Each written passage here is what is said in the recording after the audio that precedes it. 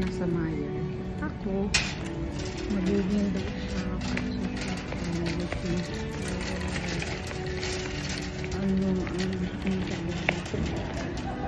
sa mga pool stuff, tingin ako kung clearance na sila. Ngayon, alam mo, the best thing about here sa Amerika, dito sa lugar ko, I don't know, sa ibang state, I suppose the same din. Look at this. It says take an additional 50% already marked 50% off already marked clearance prices. So kung ang sale price is ano to, bakit wala ka, let's say ko bubita ko sa madali na lang ano, wait a minute, okay, for example $24 yung sale price niya, i-take away mo pa 50% off sa 24, so ang babayaran mo $12 na lang. Ganun, nakakabili nga ako dito $7 na lang or 5. Ang gaganda pa, look at the clothes, tignan mo naman, ang gaganda pa, diba? Seasonal, ano yan seasonal sale. So, ang gaganda pa niya talaga. See? So, maniningin tayo ng ganyan kung bakit sinasabi na sa Amerika makukuha mo lahat ng gusto mo. Basta maano ka lang, smart ka. Maghintay ka ng seasonal seasonal clearance.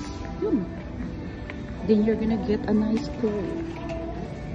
Gandang damit. So, maniningin na muna ako, ha? Parang siyang SM. Ganyan.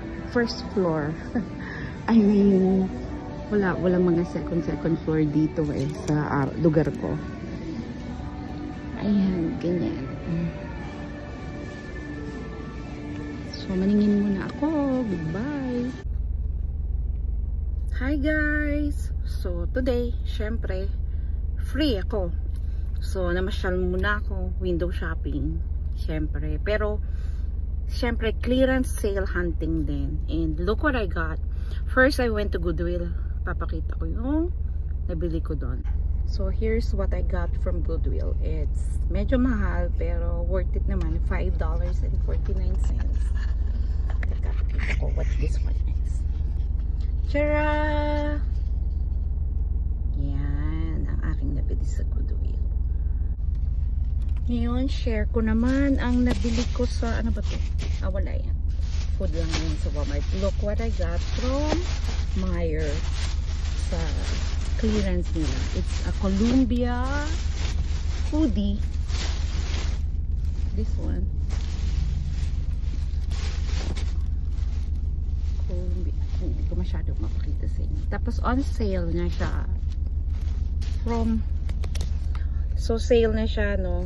$23.50 from $47 naging $23.50 minus 30% off pa. So I paid $17. Diyan. O, diba?